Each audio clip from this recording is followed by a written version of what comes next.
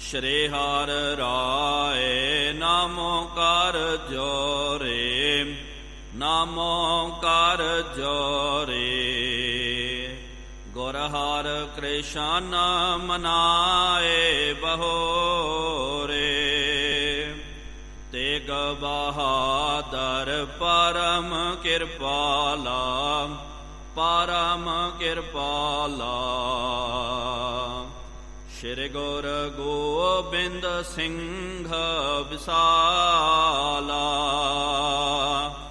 ਤਹਾਰੋਂ ਤਹਾਰਾ ਪਰ ਪੁਨ ਪੁਨ ਸੀਸਾ, ਪੁਨ ਪੁਨ ਸੀਸਾ। ਬੰਦੋਂ ਬਾਰ ਬਾਰ ਜਗਦੀਸ਼ਾ, ਜਿਸ ਮਹਿ ਅੰਮ੍ਰਿਤ ਗਿਆਨ ਹੈ, ਮਾਣਿਕ ਭਗਤ ਵੈਰਾਗਾ। ਸ਼੍ਰੀ ਗੁਰੂ ਗ੍ਰੰਥ ਸਾਹਿਬ ਉਦਧਾ, ਬੰਦੋਂ ਕਰ ਅਨੁਰਾਗਾ। ਏਕੰਕਾਰ ਸਤਿਗੁਰੂ ਤਹਿ ਪ੍ਰਸਾਦ ਸੱਚ ਹੋਏ,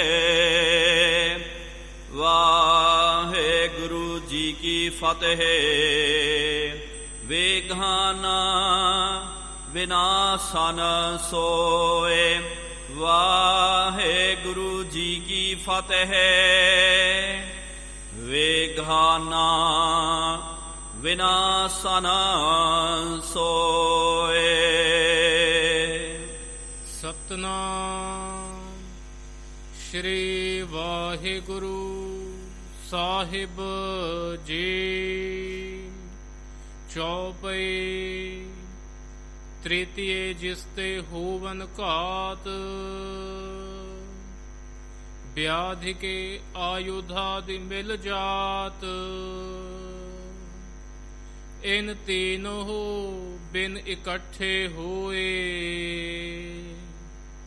ਪ੍ਰਾਨ ਹਾਨ ਕਿਮ ਨਹਿ ਕਿਸ ਜੋਏ।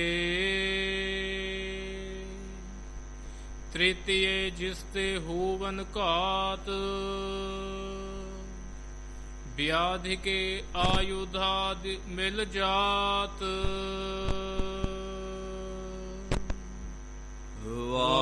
ਵਾਹਿਗੁਰੂ ਜੀ ਕਾ ਖਾਲਸਾ, ਵਾਹਿਗੁਰੂ ਜੀ ਕੀ ਫਤਿਹ। ਪਰਮ ਸਨਮਾਨਯੋਗ ਜੁਗਹੁ ਜੁਗ ਅਟਲ, ਚਵਰ ਛਤਰ ਤਖਤ ਦੇ ਮਾਲਿਕ, ਹਲਤ ਪਲਤ ਕੇ ਰਖਿਅਕ, ਵਾਲੀਏ ਦੋ ਜਹਾਨ।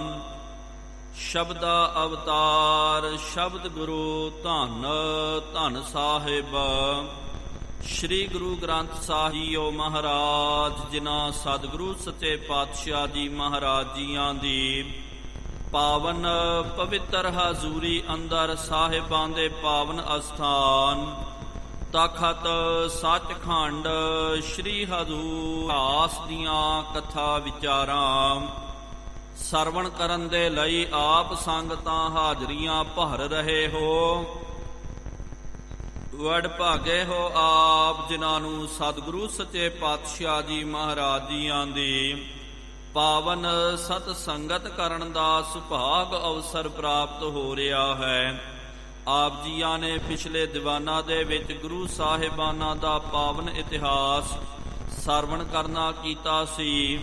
ਸਤਿਗੁਰੂ ਸੱਚੇ ਪਾਤਸ਼ਾਹ ਧੰਨ ਸਾਹਿਬ ਸ੍ਰੀ ਗੁਰੂ ਅੰਗਦ ਦੇਵ ਜੀ ਮਹਾਰਾਜ ਜੀ ਦੇ ਕੋਲ ਇੱਕ ਗੁਰੂ ਕਾ ਸਿੱਖ ਆਇਆ, ਜਿਹਦਾ ਨਾਮ ਭਾਈ ਮੱਲੂ ਸ਼ਾਹੀ ਹੈ। ਇਹਨੇ ਆ ਕਰਕੇ ਮਹਾਰਾਜ ਜੀ ਦੇ ਅੱਗੇ ਬੇਨਤੀ ਕਰਨੀ ਕੀਤੀ ਕਿ ਆਜ ਮੇਰਾ ਸਾਰਾ ਜੀਵਨ ਇਹਦੇ ਵਿੱਚ ਹੀ ਬਤੀਤ ਹੋ ਰਿਹਾ, ਕਿਰਪਾ ਕਰੋ ਸਤਿਗੁਰੂ ਮਹਾਰਾਜ, ਮੈਨੂੰ ਕੋਈ ਉਪਦੇਸ਼ ਦੀ ਦਾਤ ਦੇਣਾ ਕਰੋ, ਜਿਸ ਕਰਕੇ ਮੈਂ ਇਹ ਉਪਦੇਸ਼ ਦੀ ਕਮਾਈ ਕਰਨਾ ਕਰਾਂ ਤੇ ਮੇਰਾ ਉਧਾਰ ਹੋ ਜਾਏ। ਕਿਰਪਾ ਕਰਕੇ ਆਪ ਜੀ ਮਹਾਰਾਜ ਮੇਰਾ ਪਥ ਉਹਨੂੰ ਪ੍ਰਦਰਸ਼ਿਤ ਕਰਨਾ ਕਰੋ। ਜਦੋਂ ਇਹ ਬੇਨਤੀ ਕੀਤੀ, ਸਤਿਗੁਰੂ ਮਹਾਰਾਜ ਜੀ ਨੇ ਕਿਹਾ, ਭਾਈ ਮੱਲੂ ਸ਼ਾਹੀ ਕਿ ਭਾਈ ਜਿਸ ਤਰ੍ਹਾਂ ਕੇ ਸੰਸਾਰ ਦੇ ਵਿੱਚ ਜੀਵ ਜਿਹੜੇ ਹੁੰਦੇ ਹਨ, ਹਰ ਕਿਸੇ ਨੂੰ ਪ੍ਰਾਲਬਧ ਦੇ ਅਨੁਸਾਰ ਕੰਮ ਪ੍ਰਾਪਤ ਹੁੰਦਾ ਹੈ।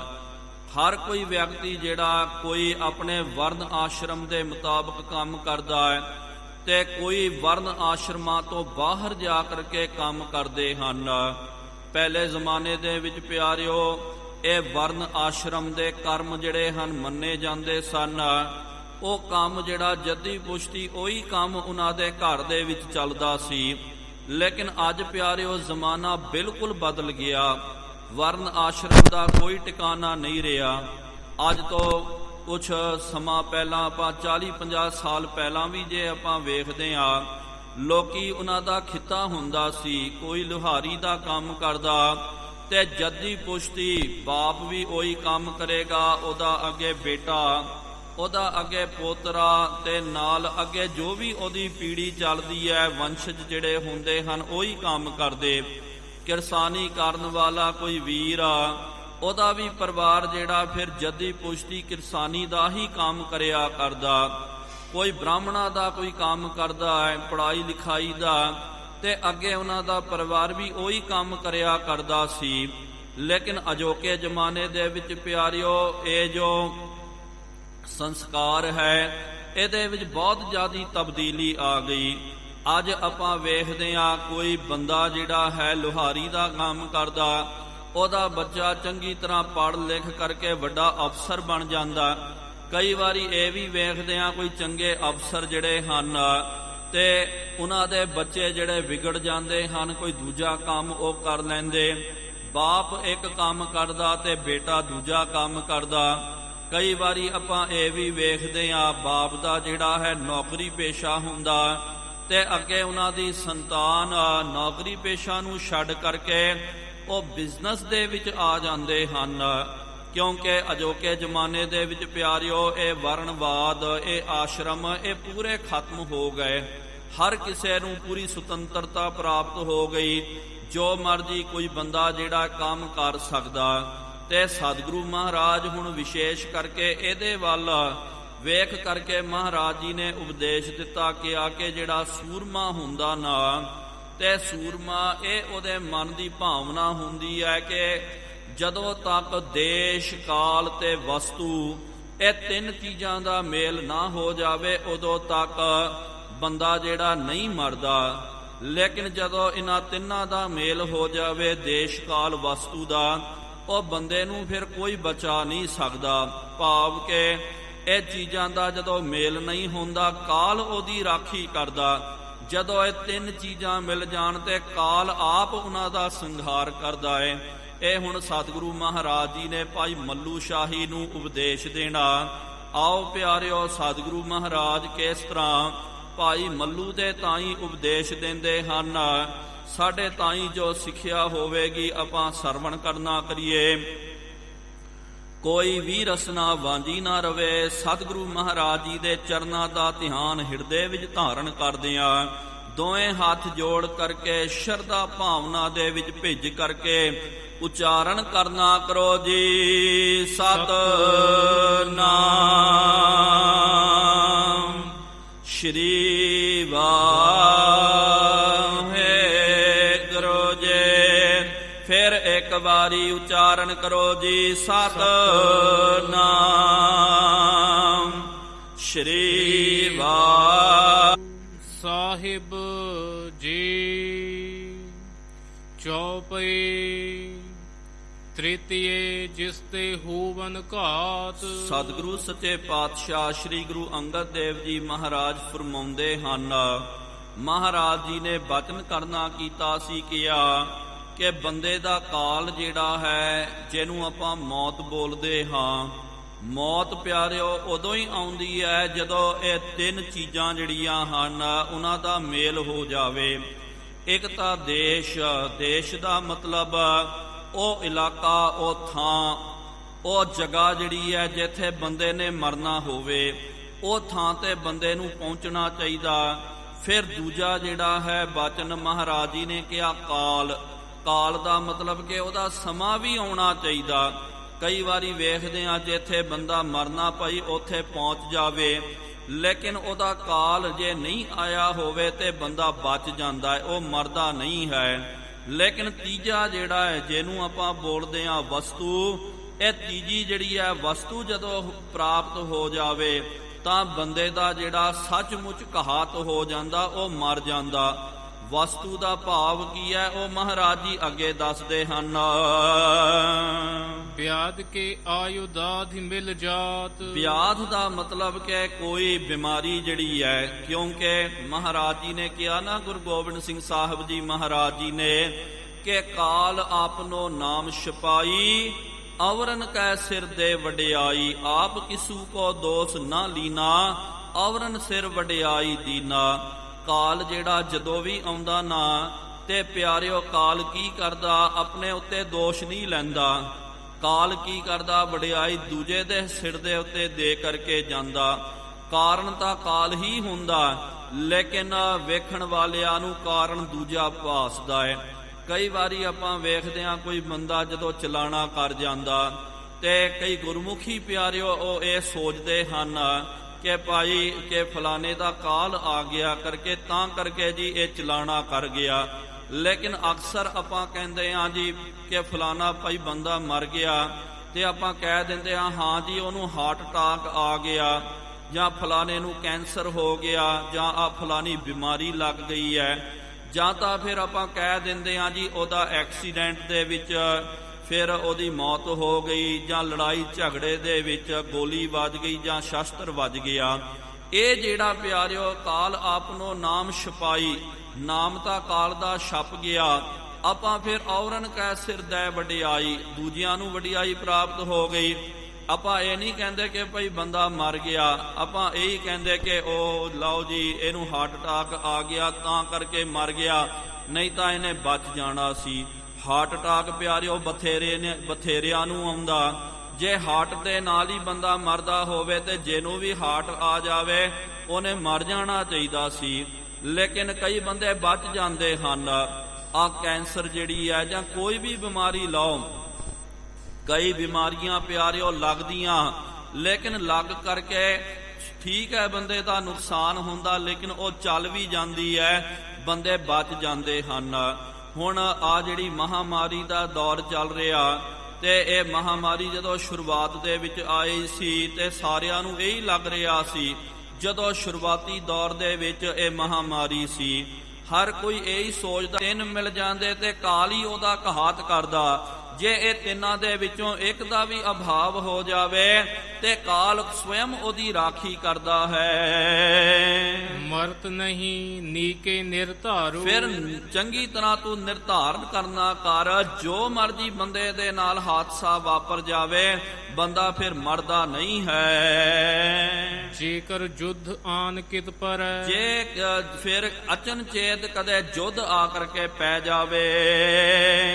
ਅਲਪ ਕੇ ਬਹੁਤੇ ਨਹੀਂ ਵਿਚਰੈ। ਜਿਹੜੇ ਸੂਰਮੇ ਹੁੰਦੇ ਹਨ ਫਿਰ ਉਹ ਇਹ ਵਿਚਾਰ ਨਹੀਂ ਕਰਦੇ, ਡਰਪੋਕ ਪਿਆਰਿਓ ਗਿਣਤੀ ਮਿਣਤੀ ਦੀ ਕਰਦੇ ਹਨ, ਉਹਦੀ ਵਿਚਾਰਾਂ ਕਰਦੇ ਕਿ ਭਾਈ ਦੁਸ਼ਮਣ ਦੇ ਕੋਲ ਇੰਨੀਆਂ ਫੌਜਾਂ, ਇੰਨੇ ਟੋਪ ਹਨ, ਇੰਨੇ ਟੈਂਕਰ ਹਨ, ਇੰਨੇ ਬੰਬ ਹਨ, ਲੇਕਿਨ ਸੂਰਮਾ ਪਿਆਰਿਓ ਇਹਦੀਆਂ ਵਿਚਾਰਾਂ ਨਹੀਂ ਕਰਦਾ। ਜਿੰਨੀ ਮਰਜੀ ਫੌਜ ਆ ਜਾਵੇ, ਜੋ ਮਰਜੀ ਹੋ ਜਾਵੇ, ਲੜਬੋ ਮਰਬੋ ਜੂਝਬੋ, ਇਹ ਸੁਖਤਨ ਕੇ ਕਾਮ। ਸੂਰਮਿਆਂ ਦਾ ਫਿਰ ਅਰਜ ਹੁੰਦਾ ਰਣ ਭੂਮੀ ਦੇ ਵਿੱਚ ਲੜਨਾ, ਮਰਨਾ, ਜੂਝਣਾ। ਪੀਠ ਨਾ ਦੇਹ ਇਹੋ ਜਿਹਾ ਜਿਗਿਆਸੂ ਆਉਂਦਾ ਨਾ ਸਤਿਗੁਰੂ ਮਹਾਰਾਜ, ਉਹਦੀ ਅਵਸਥਾ ਦੇ ਮੁਤਾਬਕ, ਉਹਦੇ ਕਰਮਾਂ ਦੇ ਮੁਤਾਬਕ ਉਹਨੂੰ ਸਿੱਖਿਆ ਦਿੰਦੇ ਹਨ। ਹੁਣ ਮੱਲੂ ਸ਼ਾਹੀ ਜਿਹੜਾ ਇਹ ਜਿਗਿਆਸੂ ਬਣ ਕਰਕੇ ਆਇਆ, ਇਹ ਸੂਰਮਾ ਸੀ, ਨੌਕਰੀ ਪੇਸ਼ਾ ਫੌਜ ਦੇ ਵਿੱਚ ਇਹ ਨੌਕਰੀ ਕਰਦਾ ਤੇ ਸਤਿਗੁਰੂ ਮਹਾਰਾਜ ਉਹਨੂੰ ਉਪਦੇਸ਼ ਦਿੰਦੇ ਹਨ ਕਿ ਅਸਲੀ ਸੂਰਮਾ ਜਿਹੜਾ ਉਹ ਪਿੱਠ ਦੇ ਕਰਕੇ ਨਹੀਂ ਭੱਜਦਾ, ਸਨਮੁਖ ਹੋਇਆ, ਸਨਮੁਖ ਹੋ ਕਰਕੇ ਦੁਸ਼ਮਣਾਂ ਦੇ ਨਾਲ ਉਹ ਦੋ ਦੋ ਹੱਥ ਕਰਦਾ, ਜੂਝਦਾ ਹੈ। ਨਿਰਭੈ ਸ਼ਸਤਰ ਬਹਿ ਜਸ ਲਹਿ। ਫਿਰ ਨਿਰਭੈ ਹੋ ਕਰਕੇ ਉਹ ਸ਼ਸਤਰਾਂ ਨੂੰ ਚਲਾਉਂਦਾ ਹੈ ਤੇ ਇਹਦੇ ਨਾਲ ਸੂਰਮੇ ਦਾ ਜਸ ਹੁੰਦਾ। ਜਗ ਮਹਿ ਪ੍ਰਾਪਤ ਬ੍ਰਿੰਦ ਪਦਾਰਥ। ਜੇ ਉਹ ਸੂਰਮਾ ਜਿੱਤ ਜਾਵੇ ਤੇ ਜਗਤ ਦੇ ਵਿੱਚ ਸੂਰਮਿਆਂ ਦੀ ਬੜੀ ਕਦਰ ਹੁੰਦੀ ਹੈ, ਬਹੁਤ ਸਾਰੇ ਪਦਾਰਥ ਪ੍ਰਾਪਤ ਹੁੰਦੇ ਹਨ। ਤਰ੍ਹਾਂ ਤਰ੍ਹਾਂ ਦੇ ਉਹਨਾਂ ਨੂੰ ਰੈਂਕ ਲੱਗ ਜਾਂਦੇ। ਲੈ ਸਤ ਸੰਗਤ ਲਾਏ ਸਕਾਰਤ। ਫਿਰ ਉਹ ਕੀ ਕਰਦਾ, ਇਸ ਤਰ੍ਹਾਂ ਹੀ ਗੁਰੂ ਕਾ ਪਿਆਰਾ ਜਿਹੜਾ ਹੈ ਸਤ ਸੰਗਤ ਦੇ ਵਿੱਚ ਲਾ ਕਰਕੇ ਉਹ ਸਕਾਰਥ ਹੋ ਜਾਂਦਾ। ਜੇ ਰਣ ਮਹਿ ਸਨਮੁਖ ਮ੍ਰਿਤ ਪਾਵੈ। ਲੇਕਿਨ ਸੂਰਮਾ ਹਰ ਵਾਰੀ ਬਚ ਕੇ ਨਹੀਂ ਆਉਂਦਾ, ਕਈ ਵਾਰੀ ਜੰਗ ਕਰਦਿਆਂ ਜੂਝਦਾ ਉਹ ਜੇ ਸ਼ਹੀਦ ਹੋ ਜਾਵੇ ਤਾਂ ਸਵਰਗ ਨਿਸੰਸੈ ਸੂਰ ਸਿਧਾਵੈ। ਤੇ ਫਿਰ ਉਹ ਸਨਮੁਖ ਹੋ ਕੇ ਜਿਹੜੇ ਲੜਨ ਵਾਲੇ ਹਨ ਇਹੋ ਜਿਹੇ ਸੂਰਮੇ ਫਿਰ ਮਰ ਕਰਕੇ ਉਹਨਾਂ ਨੂੰ ਸਵਰਗਾਂ ਦੀ ਪ੍ਰਾਪਤੀ ਹੁੰਦੀ ਹੈ। ਇਮ ਦਵੈ ਲੋਕਨ ਉਜਲ ਆਨੰਦ। ਇਸ ਤਰ੍ਹਾਂ ਅਸਲੀ ਸੂਰਮਾ ਜਿਹੜਾ ਹੈ ਤੇ ਉਹਦਾ ਤੇ ਮੁਖ ਸੰਸਾਰ ਦੇ ਵਿੱਚ ਤੇ ਪਰਲੋਕ ਦੇ ਵਿੱਚ ਵੀ ਬੜਾ ਉਜਲਾ ਹੁੰਦਾ। ਸਿਆਣੇ ਕਹਿੰਦੇ ਨਾ ਕਿ ਜਿਹੜੇ ਫੌਜੀ ਹੁੰਦੇ ਹਨ, ਸੂਰਮੇ ਹੁੰਦੇ ਹਨ, ਉਹਨਾਂ ਨੇ ਦੋਹਾਂ ਹੱਥਾਂ ਦੇ ਵਿੱਚ ਲੱਡੂ ਹੁੰਦੇ। ਸੰਸਾਰ ਦੇ ਵਿੱਚ ਵੀ ਉਹਨਾਂ ਦਾ ਬੜਾ ਜਸ ਹੁੰਦਾ। ਜੇ ਜੰਗ ਕਰਦਿਆਂ ਵੀਰਗਤੀ ਨੂੰ ਪ੍ਰਾਪਤ ਹੋ ਜਾਵੇ, ਦਰਗਾਹ ਦੇ ਵਿੱਚ ਵੀ ਉਹਨਾਂ ਦਾ ਜਿਹੜਾ ਮੁਖ ਉਜਲਾ ਹੁੰਦਾ। ਆਪਾਂ ਵੇਖਦੇ ਹਾਂ ਕਿ ਕੋਈ ਬੰਦਾ ਦੇਸ਼ ਕੌਮ ਦੇ ਵਾਸਤੇ ਸ਼ਹੀਦ ਹੋ ਜਾਂਦਾ, ਸਾਰਾ ਸੰਸਾਰ ਪਿਆਰੇ ਉਹਨੂੰ ਯਾਦ ਕਰਦਾ, ਸਰਕਾਰ ਵੀ ਉਹਨੂੰ ਮੁਰਾਦਬੇ ਦਿੰਦੀ ਹੈ, ਇਨਾਮ ਦਿੰਦੀ ਹੈ। ਇਸ ਤਰ੍ਹਾਂ ਫਿਰ ਦਰਗਾਹ ਦੇ ਵਿੱਚ ਵੀ ਉਹਨਾਂ ਨੂੰ ਸਵਰਗਾਂ ਦੀ ਪ੍ਰਾਪਤੀ ਹੁੰਦੀ। ਕਰ ਕਲਿਆਣ ਏਵ ਨਿਜ ਪ੍ਰਾਨ। ਇਸ ਤਰ੍ਹਾਂ ਸੂਰਮੇ ਜਿਹੜੇ ਹਨ ਰਣ ਭੂਮੀ ਦੇ ਵਿੱਚ ਜੂਝ ਕਰਕੇ ਆਪਣਾ ਉਹ ਕਲਿਆਣ ਕਰ ਲੈਂਦੇ। ਮੱਲੂ ਸ਼ਾਹੀ ਸੁਨ ਉਪਦੇਸ਼। ਭਾਈ ਮੱਲੂ ਸ਼ਾਹੀ ਨੇ ਸਤਿਗੁਰੂ ਮਹਾਰਾਜ ਜੀ ਤੋਂ ਇਹ ਉਪਦੇਸ਼ ਸੁਣ ਕਰਕੇ ਵਰਤਨ ਲਾਗਿਓ ਤਥਾ ਹਮੇਸ਼। ਉਸ ਤਰ੍ਹਾਂ ਹੀ ਇਹਨੇ ਵਰਤੋਂ ਵਿਹਾਰ ਦੇ ਵਿੱਚ ਮਹਾਰਾਜ ਜੀ ਦਾ ਬਚਨ ਇਹਨੇ ਲਿਆਉਣਾ ਕੀਤਾ। ਵੰਡ ਖਾਏ ਨਿਜ ਧਰਮ ਵਿਚਾਰੈ। ਉਹਨੇ ਵਿਚਾਰ ਕੀਤੀ ਹੈ ਕਿ ਭਾਈ ਮਹਾਰਾਜ ਜੀ ਨੇ ਕਿਹਾ ਨਾ ਕਿ ਭਾਈ ਜੋ ਵੀ ਆਵੇ ਨਾ ਉਹਨੂੰ ਵੰਡ ਕਰਕੇ ਛਕਣਾ ਚਾਹੀਦਾ, ਤੇ ਉਸ ਤੋਂ ਬਾਅਦ ਜੋ ਵੀ ਇਹਨੂੰ ਪਦਾਰਥ ਪ੍ਰਾਪਤ ਹੁੰਦਾ ਹੈ ਵੰਡ ਕਰਕੇ ਛਕਦਾ। ਆਤਮ ਤਨ ਸੱਤਾ ਸਤ ਧਾਰੈ। ਤੇ ਆਤਮਾ ਤੇ ਤਨ ਇਹਦੇ ਵਿੱਚ ਸਤ ਤੇ ਆਸਤ ਇਹਨੂੰ ਇਹਨੇ ਧਾਰਨ ਕਰਨਾ। ਇੱਕ ਸਿੱਖ ਆਯੂ ਨਾਮ ਕਿਦਾਰੀ। ਇਸ ਤਰ੍ਹਾਂ ਹੀ ਪਿਆਰਿਓ ਸਤਿਗੁਰੂ ਮਹਾਰਾਜ ਜੀ ਦੀ ਹਜ਼ੂਰੀ ਦੇ ਵਿੱਚ ਚੱਲ ਕਰਕੇ ਇੱਕ ਸਿੱਖ ਜਿਹਦਾ ਨਾਮ ਭਾਈ ਕਿਦਾਰੀ ਹੈ ਆਇਆ। ਸਤਿਗੁਰ ਆਗੇ ਬਿਨੈ ਉਚਾਰੀ। ਆ ਕਰਕੇ ਮਹਾਰਾਜ ਜੀ ਦੇ ਅੱਗੇ ਉਹਨੇ ਬਿਨੈ ਉਚਾਰਨ ਕਰਨੀ ਕੀਤੀ। ਕਾਮ ਕ੍ਰੋਧ ਮਹਿ ਜਲ ਤੂ ਜਗਤ। ਕਹਿੰਦਾ ਸਤਿਗੁਰੂ ਸੱਚੇ ਪਾਤਸ਼ਾਹ ਜੀ ਮਹਾਰਾਜ ਇਹ ਸਾਰਾ ਜਗਤ ਜਿਹੜਾ ਹੈ ਕਾਮ ਕ੍ਰੋਧ ਇਹਨਾਂ ਵਿਸ਼ੇ ਵਿਕਾਰਾਂ ਦੇ ਵਿੱਚ ਸਾਰਾ ਸੰਸਾਰ ਜਲ ਰਿਹਾ। ਕਬੀਰ ਸਾਹਿਬ ਜੀ ਨੇ ਕਿਹਾ ਨਾ ਕਿ ਮੈਂ ਜਾਣਿਆ ਦੁੱਖ ਮੁਝ ਕੋ ਦੁੱਖ ਸਬਾਇਆ ਜਗ, ਉੱਚਾ ਚੜ ਕੇ ਦੇਖਿਆ ਤਾਂ ਘਰ ਘਰ ਏਹਾ ਅੱਗ। ਕਬੀਰ ਜੀ ਕਹਿੰਦੇ ਕਿ ਭਾਈ ਮੈਨੂੰ ਲੱਗਿਆ ਕਿ ਇਹ ਵਿਸ਼ੇ ਵਿਕਾਰ ਮੇਰਾ ਖਹਿੜਾ ਨਹੀਂ ਛੱਡਦੇ, ਇਹ ਮਾਇਆ ਮੇਰਾ ਖਹਿੜਾ ਨਹੀਂ ਛੱਡਦੀ ਹੈ, ਮੈਨੂੰ ਹੀ ਚਿੰਬੜੀ ਹੋਈ ਹੈ। ਲੇਕਿਨ ਜਦੋਂ ਉੱਚੀ ਅਵਸਥਾ ਦੇ ਨਾਲ ਤੱਕਣਾ ਕੀਤਾ, ਇਹਦਾ ਪਿਆਰਿਓ ਅੰਤਰੀਵ ਅਰਥ ਲੈਣਾ ਇਹ ਨਹੀਂ ਹੈ ਕਿ ਉੱਚੇ ਚੜ ਕੇ ਭਾਓ ਕਿ ਪਹਾੜੀ ਤੇ ਚੜ ਜਾਓ ਜਾਂ ਬਿਲਡਿੰਗ ਦੇ ਉੱਤੇ ਚੜ ਜਾਓ ਤੇ ਤੁਹਾਨੂੰ ਅੱਗ ਹੀ ਅੱਗ ਨਜ਼ਰ ਆਵੇਗੀ। ਨਹੀਂ ਪਿਆਰਿਓ, ਇਹ ਅੰਦਰ ਦੀ ਗੱਲ ਚੱਲ ਰਹੀ ਹੈ। ਅਧਿਆਤਮ ਦੇ ਸਿਖਰ ਦੇ ਉੱਤੇ ਜਦੋਂ ਮੈਂ ਚੜ ਕੇ ਵੇਖਣਾ ਕੀਤਾ ਤੇ ਕੀ ਤੱਕਦਾ ਹੈ, ਘਰ ਘਰ ਦੇ ਵਿੱਚ ਹਰ ਕਿਸੇ ਬੰਦੇ ਦੇ ਮਨ ਦੇ ਵਿੱਚ ਇਹੀ ਅੱਗ ਲੱਗੀ ਹੋਈ ਹੈ। ਚਾਹੇ ਕੋਈ ਚੰਗੇ ਵੱਡੇ ਮੁਰਾਦਬੇ ਤੇ ਬੈਠਿਆ, ਭਾਵੇਂ ਕੋਈ ਗਰੀਬ ਹੈ, ਹਰ ਕਿਸੇ ਦੇ ਮਨ ਦੇ ਵਿੱਚ ਈਰਖਾ ਦਵੈਸ਼ ਸਾੜਾ ਜਿਹੜਾ ਲੱਗਿਆ ਹੋਇਆ ਹੈ। ਮੋਹਿ ਉਬਾਰਹੁ ਕਰ ਨਿਜ ਭਗਤ। ਭਾਈ ਇਹਨੇ ਕਿਦਾਰੀ ਨੇ ਬਚਨ ਕਰਨਾ ਕੀਤਾ, ਮਹਾਰਾਜ ਮੇਰਾ ਉਧਾਰ ਕਰਨਾ ਕਰੋ ਆਪਣਾ ਭਗਤ ਜਾਣ ਕਰਕੇ। ਤਰਾਸ ਪਾਏ ਮੈਂ ਸ਼ਰਨ ਤਿਹਾਰੀ। ਤੇ ਇਹ ਵਿਸ਼ੇ ਵਿਕਾਰਾਂ ਤੋਂ ਭੱਜ ਪਏ ਸਤਿਗੁਰ ਕੀ ਸ਼ਰਨਾ। ਮਹਾਰਾਜ ਇਹ ਤੋਂ ਡਰ ਕਰਕੇ ਮੈਂ ਆਪ ਜੀ ਦੀ ਸ਼ਰਨ ਵਿੱਚ ਆਇਆ ਹਾਂ। ਆਨ ਪਰਿਓ ਦੇਹੁ ਆਸਰ ਭਾਰੀ। ਮੈਂ ਆਪ ਜੀ ਦੀ ਸ਼ਰਨ ਵਿੱਚ ਆਇਆ, ਸਤਿਗੁਰ ਆਇਓ ਸ਼ਰਨ ਤੁਹਾਰੀ। ਲੈ ਸੂਖ ਨਾਮ ਹਰ ਸੋਭਾ ਚਿੰਤਾ ਲਾਹੇ ਹਮਾਰੀ। ਮਹਾਰਾਜ ਇਹ ਮਨ ਦੇ ਵਿੱਚ ਜੋ ਚਿੰਤਾ ਤੌਖਲੇ ਹਨ ਕਿਰਪਾ ਕਰੋ ਮਹਾਰਾਜ ਇਹਨੂੰ ਲਾ ਦਿਓ। ਮੈਂ ਆਪ ਜੀ ਦਾ ਓਟ ਆਸਰਾ ਤੱਕਣਾ ਕੀਤਾ। ਸੁਨ ਕੈ ਸ੍ਰੀ ਅੰਗਦ ਤਿਸ ਕਹਿ ਸੁਣ ਕਹੀ, ਕਰਕੇ ਸ੍ਰੀ ਗੁਰੂ ਅੰਗਦ ਦੇਵ ਜੀ ਮਹਾਰਾਜ ਜੀ ਨੇ ਭਾਈ ਕਿਦਾਰੀ ਦੇ ਤਾਈ ਕਿਹਾ। ਸਕਲ ਵਿਕਾਰਨ ਤੇ ਜਗ ਦਹਿਓ। ਸਤਿਗੁਰੂ ਜੀ ਕਹਿਣ ਲੱਗੇ ਭਾਈ ਗੱਲ ਤਾਂ ਤੇਰੀ ਦਰੁਸਤ ਹੈ। ਇਹ ਵਿਕਾਰ ਜਿਹੜੇ ਹਨ ਇਹਨੇ ਸਿਰਫ ਤੈਨੂੰ ਨਹੀਂ ਸਾਰੇ ਸੰਸਾਰ ਨੂੰ ਇਹਨਾਂ ਨੇ ਸਾੜਨਾ ਕੀਤਾ ਹੈ। ਜਿਮ ਦਾਉ ਲਗਿਓ ਮਹਾ ਸਭ ਬਨ ਕੋ। ਜਿਸ ਤਰ੍ਹਾਂ ਕਿ ਬਨ ਦੇ ਵਿੱਚ ਜੰਗਲ ਦੇ ਵਿੱਚ ਜਦੋਂ ਦਵਾਨਲ ਅਗਨੀ ਲੱਗ ਜਾਂਦੀ ਹੈ, ਫਾਂਦ ਜਾਤ ਮ੍ਰਿਗ ਕਰ ਬਲ ਤਨ ਕੋ। ਫਿਰ ਕੀ ਹੁੰਦਾ ਜਦੋਂ ਅੱਗ ਲੱਗ ਜਾਵੇ ਨਾ ਜੰਗਲਾਂ ਨੂੰ। ਅੱਜ ਵੀ ਪਿਆਰਿਓ ਕਈ ਵਾਰੀ ਆਪਨੇ ਪੜਿਆ ਸੁਣਿਆ ਹੋਵੇਗਾ ਤਕਰੀਬਨ ਹਰ ਸਾਲ ਬਹੁਤ ਵੱਡੇ ਵੱਡੇ ਜੰਗਲ ਜਿਹੜੇ ਸੜ ਕੇ ਸੁਆਹ ਹੋ ਜਾਂਦੇ ਹਨ। ਇਹ ਜਿਹੜੇ ਜੰਗਲ ਨੂੰ ਅੱਗ ਲੱਗਦੀ ਹੈ ਉਹਨੂੰ ਦਵਾਨਲ ਅਗਨ ਕਿਹਾ ਜਾਂਦਾ। ਤੇ ਦਵਾਨਲ ਅਗਨ ਜਦੋਂ ਲੱਗ ਜਾਵੇ ਸਾਰੇ ਜੰਗਲ ਦੇ ਜੰਗਲ ਸੜ ਕੇ ਸੁਆਹ ਹੋ ਜਾਂਦੇ ਹਨ। ਬੰਦਾ ਤਾਂ ਪਿਆਰਿਓ ਭੱਜ ਕੇ ਨਿਕਲ ਜਾਂਦਾ। ਜਾਂਦੇ ਸਤ ਸੰਗਤ ਰੂਪੀ ਦਰਿਆ ਦੇ ਵਿੱਚ ਆ ਕਰਕੇ ਵੜ ਜਾਂਦੇ ਹਨ, ਜਿਸ ਕਰਕੇ ਉਹਨਾਂ ਦਾ ਬਚਾਅ ਹੋ ਜਾਂਦਾ। ਕਬੀਰ ਸਾਹਿਬ ਜੀ ਨੇ ਕਿਹਾ ਨਾ ਕਿ ਇੱਕ ਕੋਠਾ ਜਿਹੜਾ ਲੱਕੜ ਦਾ, ਕੋਠੀ ਕਾਠ ਕੀ ਦਹਿ ਦਿਸ ਲਾਗੀ ਆਗ, ਪੰਡਤ ਪੰਡਤ ਜਲ ਮੂਏ ਤੇ ਮੂਰਖ ਉਬਰੇ ਪਹਾਗ।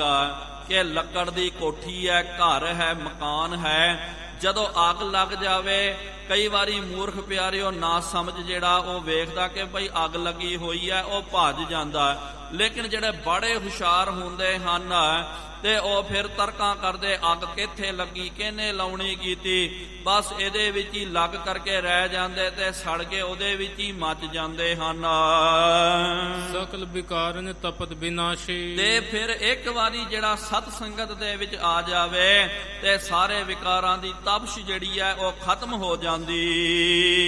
ਸੀਤਲਤਾ ਗੁਰ ਸ਼ਬਦ ਪ੍ਰਕਾਸ਼ੇ। ਕਿਉਂਕਿ ਸਤਿਗੁਰੂ ਮਹਾਰਾਜ ਜੀ ਦਾ ਸ਼ਬਦ ਜਿਹੜਾ ਹੈ ਇਹ ਸ਼ੀਤਲ ਹੈ। ਭਾਵ ਕਿ ਜਿਨ੍ਹਾਂ ਦੇ ਹਿਰਦੇ ਵਿੱਚ ਵਸ ਜਾਂਦਾ ਉਹਨਾਂ ਦਾ ਹਿਰਦਾ ਵੀ ਜਿਹੜਾ ਸ਼ੀਤਲ ਹੋ ਜਾਂਦਾ। ਗੁਰਬਾਣੀ ਕੋ ਕਰਤ ਵਿਚਾਰਨ। ਉਹ ਫਿਰ ਸਤ ਸੰਗਤ ਦੇ ਵਿੱਚ ਆ ਕਰਕੇ ਗੁਰਬਾਣੀ ਗਿਆਨ ਸੀਤ ਲਹਿ ਮੋਹ ਨਿਵਾਰਨ। ਤੇ ਗਿਆਨ ਰੂਪੀ ਫਿਰ ਗਿਆਨ ਰੂਪੀ ਸੀਤ ਨੂੰ ਲੈ ਕਰਕੇ ਮੋਹ ਰੂਪੀ ਅੱਗ ਨੂੰ ਉਹ ਨਿਵਿਰਤ ਕਰ ਲੈਂਦੇ ਹਨ। ਸੁਨ ਕਰ ਗੁਰ ਉਪਦੇਸ਼ ਕਿਦਾਰੀ। ਇਸ ਤਰ੍ਹਾਂ ਸਤਿਗੁਰੂ ਮਹਾਰਾਜ ਜੀ ਦਾ ਉਪਦੇਸ਼ ਸੁਣ ਕਰਕੇ ਭਾਈ ਕਿਦਾਰੀ ਨੇ ਦ੍ਰਿੜ ਕੀਨਸ ਉਰ ਬਹੁ ਨਿਰਧਾਰੀ। ਉਹਨੇ ਇਹ ਉਪਦੇਸ਼ ਜਿਹੜਾ ਮਨ ਦੇ ਵਿੱਚ ਦ੍ਰਿੜ ਕਰਨਾ ਕੀਤਾ ਤੇ ਦ੍ਰਿੜ ਕਰਕੇ ਇਹ ਉਪਦੇਸ਼ ਦੀ ਕਮਾਈ ਕੀਤੀ ਹੈ। ਜੇ ਪਿਆਰਿਓ ਆਪਾਂ ਦੋ ਲਫ਼ਜ਼ਾਂ ਦੇ ਵਿੱਚ ਇਹ ਸਾਖੀ ਨੂੰ ਸਰਵਣ ਕਰਨਾ ਹੈ, ਸਮਝਣਾ ਹੈ, ਤੇ ਭਾਈ ਕਿਦਾਰੀ ਨੇ ਕਿਹਾ ਮਹਾਰਾਜ ਵਿਸ਼ੇ ਵਿਕਾਰਾਂ ਦੀ ਅੱਗ ਲੱਗੀ ਹੋਈ ਹੈ, ਮੈਂ ਕਿਸ ਤਰ੍ਹਾਂ ਬਚਾਂ। ਸਤਿਗੁਰੂ ਮਹਾਰਾਜ ਜੀ ਨੇ ਕਿਹਾ ਕਿ ਸਤ ਸੰਗਤ ਰੂਪੀ ਦਰਿਆ ਦੇ ਵਿੱਚ ਜਲ ਦੇ ਵਿੱਚ ਆ ਕਰਕੇ ਬੈਠਣਾ ਕਰ। ਗੁਰਬਾਣੀ ਦਾ ਜਦੋਂ ਪਠਨ ਪਾਠਨ ਕਰੇਗਾ, ਗੁਰਬਾਣੀ ਨੂੰ ਹਿਰਦੇ ਵਿੱਚ ਧਾਰਨ ਕਰੇਗਾ ਤੇ ਤੇਰੇ ਵਿਕਾਰ ਜਿਹੜੇ ਸ਼ਾਂਤ ਹੋ ਜਾਣਗੇ, ਠੰਡੇ ਹੋ ਜਾਣਗੇ, ਤੇਰਾ ਉਧਾਰ ਹੋ ਜਾਵੇਗਾ। ਦੀਪਾ ਅਪਰ ਨਾਰਾਇਣ ਦਾ। ਇਸ ਤਰ੍ਹਾਂ ਹੀ ਪਿਆਰਿਓ ਫਿਰ ਇੱਥੇ ਪ੍ਰਕਰਨ ਬਦਲ ਰਿਹਾ। ਮਹਾਰਾਜ ਜੀ ਦੇ ਜੋ ਭਗਤ ਮਾਲ ਹੋਈ ਹੈ ਸਿੱਖਾਂ ਦੀ, ਉਹਨਾਂ ਦੇ ਵਿੱਚ ਹੁਣ ਦੂਜੀ ਸਾਖੀ ਇਹ ਆਉਂਦੀ ਹੈ। ਤੇ ਮਹਾਰਾਜ ਜੀ ਦੇ ਜਿਹੜੇ ਪ੍ਰਮੁੱਖ ਸਿੱਖ ਹੋਏ ਹਨ, ਜਿਸ ਤਰ੍ਹਾਂ ਨਾਨਕ ਪ੍ਰਕਾਸ਼ ਦੇ ਵਿੱਚ ਵੀ ਤੇ ਕਵੀ ਰਾਜ ਜੀ ਨੇ ਜੋ ਮਹਾਰਾਜ ਜੀ ਦੇ ਸਿੱਖ ਹੋਏ, ਉਹਨਾਂ ਦੀ ਭਗਤ ਮਾਲ ਜਿਹੜੀ ਹੈ ਉਹਨਾਂ ਦਾ ਨਾਮ ਲੈ ਕਰਕੇ, ਜਿਸ ਤਰ੍ਹਾਂ ਭਾਈ ਗੁਰਦਾਸ ਸਾਹਿਬ ਜੀ ਨੇ ਵੀ ਆਪਣੀਆਂ ਵਾਰਾਂ ਦੇ ਵਿੱਚ ਸਤਿਗੁਰੂ ਮਹਾਰਾਜ ਜੀ ਦੇ ਜੋ ਮੋਹਰੀ ਸਿੱਖ ਹੋਏ ਹਨ ਉਹਨਾਂ ਦਾ ਨਾਮ ਵਰਣਨ ਕਰਨਾ ਕੀਤਾ, ਸਿਰਫ ਸੰਖੇਪ ਦਿੱਤਾ। ਤੇ ਫਿਰ ਬਾਅਦ ਵਿੱਚ ਵਿਦਵਾਨਾਂ ਨੇ ਭਾਈ ਮਨੀ ਸਿੰਘ ਸਾਹਿਬ ਜੀਆਂ ਨੇ ਜਾਂ ਭਾਈ ਸੰਤੋਖ ਸਿੰਘ ਸਾਹਿਬ ਜੀ ਨੇ ਜਾਂ ਭੱਟ ਬਈਆਂ ਦੇ ਵਿੱਚ ਉਹਨਾਂ ਸਿੱਖਾਂ ਦਾ ਜਿਨ੍ਹਾਂ ਦਾ ਨਾਮ ਵਰਤਨਾ ਕੀਤਾ, ਉਹਨਾਂ ਨੂੰ ਕੀ ਵਿਸ਼ੇਸ਼ਣ ਪ੍ਰਾਪਤ ਹੋਇਆ, ਉਹਨਾਂ ਦੀ ਕੀ ਸਾਖੀ ਹੈ, ਉਹ ਸਾਖੀ ਨੂੰ ਫਿਰ ਉਹਨਾਂ ਨੇ ਦਰਜ ਕੀਤਾ। ਇਸ ਤਰ੍ਹਾਂ ਹੀ ਮਹਾਰਾਜ ਜੀ ਦੇ ਕੋਲ ਭਾਈ ਦੀਪਾ ਤੇ ਭਾਈ ਨਾਰਾਇਣ ਆਏ। ਬੂਲੇ ਸਹਿਤ ਆਏ ਗੁਰਪਾਲ। ਤੀਜਾ ਜਿਹੜਾ ਭਾਈ ਬੂਲਾ ਜਿਹੜਾ ਹੈ ਉਹ ਵੀ ਮਹਾਰਾਜ ਜੀ ਦੇ ਕੋਲ ਆਇਆ। ਬੰਦਨ ਕਰ ਭਾਖੀ ਅਰਦਾਸ। ਸਤਿਗੁਰੂ ਮਹਾਰਾਜ ਜੀ ਦੇ ਚਰਨਾਂ ਵਿੱਚ ਆ ਕਰਕੇ ਸਭ ਤੋਂ ਪਹਿਲੇ ਬੰਦਨਾ ਕੀਤੀ, ਅਰਦਾਸ ਕੀਤੀ। ਜਨਮ ਮਰਨ ਦੁਖ ਦੇਹੁ ਬਿਨਾਸ਼। ਕਹਿੰਦੇ ਸਤਿਗੁਰੂ ਮਹਾਰਾਜ ਇੱਕ ਦੁਖ ਰਾਮ ਰਾਏ ਕਾਟਹੁ ਮੇਰਾ, ਆਗਨ ਦਹਿ ਅਰ ਗਰਭ ਬਸੇਰਾ। ਇਹ ਜਨਮ ਤੇ ਮਰਨ ਦਾ ਜੋ ਦੁੱਖ ਹੈ, ਕਿਰਪਾ ਕਰਕੇ ਮਹਾਰਾਜ ਇਹਨੂੰ ਕੱਟ ਦੇਣਾ ਕਰੋ। ਸ੍ਰੀ ਅੰਗਦ ਉਪਦੇਸ਼ ਬਤਾਇਓ। ਸ੍ਰੀ ਗੁਰੂ ਅੰਗਦ ਦੇਵ ਜੀ ਮਹਾਰਾਜ ਜੀ ਨੇ ਉਹਨਾਂ ਦੇ ਤਾਂ ਹੀ ਉਪਦੇਸ਼ ਦੱਸਣਾ ਕੀਤਾ। ਕਰਹੁ ਭਗਤੀ ਜੇ ਇਮ ਉਰ ਭਾਇਓ। ਸਤਿਗੁਰੂ ਮਹਾਰਾਜ ਜੀ ਨੇ ਕਿਹਾ, ਜੇ ਤੁਹਾਨੂੰ ਇਮ ਉਰ ਪਾਇਓ, ਤੁਹਾਡੇ ਮਨ ਦੇ ਵਿੱਚ ਇਹ ਮਨ ਵਿੱਚ ਭਾਉਂਦਾ ਹੈ ਕਿ ਮੈਂ ਜਨਮ ਤੇ ਮਰਨ ਤੋਂ ਜਿਹੜਾ ਮੈਂ ਮਿਟ ਜਾਵਾਂ। ਵੇਖਿਆ ਜਾਵੇ ਤਾਂ ਪਿਆਰਿਓ, ਇੱਥੇ ਦੋ ਦੁੱਖ ਦੱਸੇ ਗਏ ਹਨ, ਇੱਕ ਤਾਂ ਜਨਮ ਤੇ ਦੂਜਾ ਮਰਨ। ਲੇਕਿਨ ਗੁਰਬਾਣੀ ਵਿੱਚ ਮਹਾਰਾਜ ਜੀ ਨੇ ਕਿਹਾ, ਇੱਕ ਦੁੱਖ ਰਾਮ ਰਾਏ ਕਾਟਹੁ ਮੇਰਾ, ਆਗਨ ਦਹਿ ਅਰ ਗਰਭ ਬਸੇਰਾ। ਆਗਨ ਦਹਿ ਦਾ ਮਤਲਬ ਕਿ ਮੌਤ ਦਾ, ਗਰਭ ਬਸੇਰੇ ਦਾ ਮਤਲਬ ਕਿ ਜਨਮ ਦਾ ਦੁੱਖ। ਇਹ ਤਾਂ ਦੋ ਦੁੱਖ ਹੋ ਗਏ। ਲੇਕਿਨ ਪਿਆਰਿਓ, ਅਸਲ ਦੇ ਵਿੱਚ ਇੱਕੋ ਹੀ ਦੁੱਖ ਹੈ। ਇਹ ਇੱਕ ਦੁੱਖ ਦੇ ਦੋ ਛੋਰ ਹਨ। ਜੇ ਬੰਦੇ ਦਾ ਜਨਮ ਹੋਇਆ, ਜੋ ਜਨਮੈ ਸੋ ਜਾਨੋ ਮੂਆ। ਜਿਹਨੇ ਪਿਆਰਿਓ ਜਨਮ ਲਿਆ, ਉਹਨੇ ਫਿਰ ਮਰਨਾ ਤਾਂ ਜ਼ਰੂਰ ਹੈ। ਕੋਈ ਬੰਦਾ ਅਜੇ ਤੱਕ ਵੇਖਿਆ ਕਿ ਭਾਈ ਜਨਮ ਤਾਂ ਹੋ ਗਿਆ, ਮਰਿਆ ਨਹੀਂ ਹੈ। ਤੇ ਜਨਮ ਹੀ ਜਿਹੜਾ ਹੈ ਪਿਆਰਿਓ, ਇਹ ਮੂਲ ਦੁੱਖ ਹੈ। ਇਹ ਜਨਮ ਤੇ ਮਰਨ ਇਹ ਇੱਕੋ ਦੁੱਖ ਦੇ, ਇੱਕ ਸਿੱਕੇ ਦੇ ਦੋ ਪਹਿਲੂ ਹੁੰਦੇ ਹਨ। ਇਸ ਤਰ੍ਹਾਂ ਹੀ ਇਹ ਜੀਵਨ ਦੇ ਦੋ ਦੁੱਖ ਹਨ, ਜਨਮ ਤੇ ਮਰਨ। ਤੇ ਜਦੋਂ ਇਹਨਾਂ ਨੇ ਮਹਾਰਾਜ ਜੀ ਨੂੰ ਬੇਨਤੀ ਕੀਤੀ, ਮਹਾਰਾਜ ਜੀ ਨੇ ਕਿਹਾ, ਫਿਰ ਇਹ ਦੁੱਖ ਤੋਂ ਬਚਣਾ ਤੇ ਭਾਈ ਭਗਤੀ ਕਰਨਾ ਕਰੋ। ਕਹਿਣ ਲਗੇ ਹਮ ਭਗਤ ਨਾ ਜਾਣ। ਬੜੇ ਸੀਧੇ ਸਾਦੇ ਭਗਤ ਸਨ। ਕਹਿੰਦੇ ਸਤਿਗੁਰੂ ਮਹਾਰਾਜ, ਸਾਨੂੰ ਭਗਤੀ ਦੇ ਬਾਬਤ ਕੁਛ ਨਹੀਂ ਪਤਾ। ਕਿਮ ਸਰੂਪ ਕੈਸੇ ਕਰ ਠਾਨ ਹੈ। ਤੇ ਕਿਹੜਾ ਸਰੂਪ ਹੈ ਭਗਤੀ ਦਾ, ਤੇ ਸਾਨੂੰ ਕੀ ਕਰਨਾ ਚਾਹੀਦਾ ਭਗਤੀ ਕਰਨ ਵਾਸਤੇ। ਸ੍ਰੀ ਗੁਰ ਵਰਣਨ ਕੀਨ ਸਿਖਾਈ। ਤੇ ਫਿਰ ਸਤਿਗੁਰੂ ਬ੍ਰਹਮ ਸਬਲ ਮਾਇਆ ਜਗ ਜਾਈ। ਸਤਿਗੁਰੂ ਮਹਾਰਾਜ ਜੀ ਨੇ ਕਿਹਾ ਕਿ ਬ੍ਰਹਮ ਜਿਹੜਾ ਹੈ ਸਾ ਬਲ, ਤੇ ਉਹ ਬਲ ਦੇ ਸਹਿਤ ਹੈ, ਮਾਇਆ ਜਗ ਜਾਈ। ਤੇ ਫਿਰ ਮਾਇਆ ਜਿਹੜੀ ਹੈ, ਇਹ ਜਗਤ ਦੇ ਵਿੱਚ ਜਿਹਨੇ ਸਾਰਿਆਂ ਨੂੰ ਪੈਦਾ ਕਰਨਾ ਕੀਤਾ।